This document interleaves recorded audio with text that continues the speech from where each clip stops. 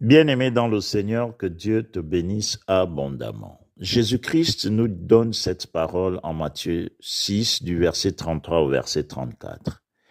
Il dit, « Cherchez premièrement le royaume et la justice de Dieu, et toutes ces choses vous seront données par-dessus.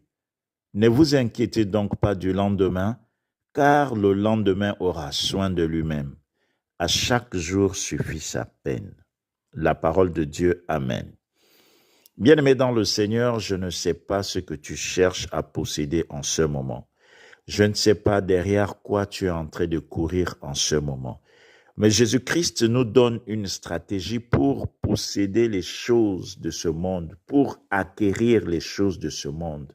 Il est dit, si nous faisons de la recherche de la connaissance de Dieu une priorité de notre vie, c'est-à-dire que si nous prenons un temps dans des jeûnes et prières, un temps de méditation profonde, un temps de dévotion personnelle ou collective pour chercher à connaître Dieu, sans lui demander quoi que ce soit, sans chercher à poser nos problèmes, mais chercher simplement à contempler sa gloire, à comprendre l'œuvre qu'il a accomplie à la croix pour témoigner son amour envers nous, en le faisant et en mettant notre confiance en l'œuvre qu'il a accomplie à la croix de Golgotha, l'œuvre de substitution qui a fait en sorte que Jésus-Christ prenne notre place et que nous prenions la place de Jésus pour être considérés comme des personnes justes.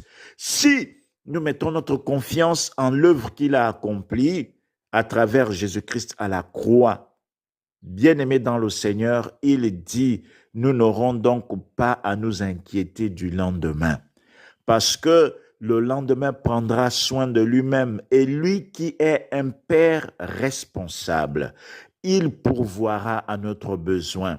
Il pourvoira à ce qui te manque, bien-aimé dans le Seigneur.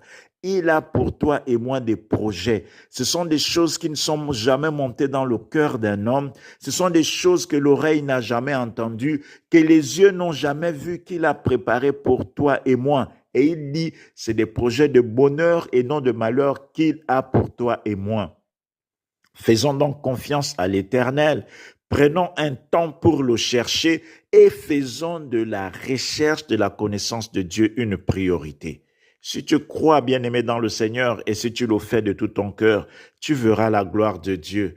Telle est la stratégie que Jésus-Christ, notre Seigneur et Sauveur, nous a donnée pour pouvoir posséder les choses de ce monde sans transpirer ni crainte.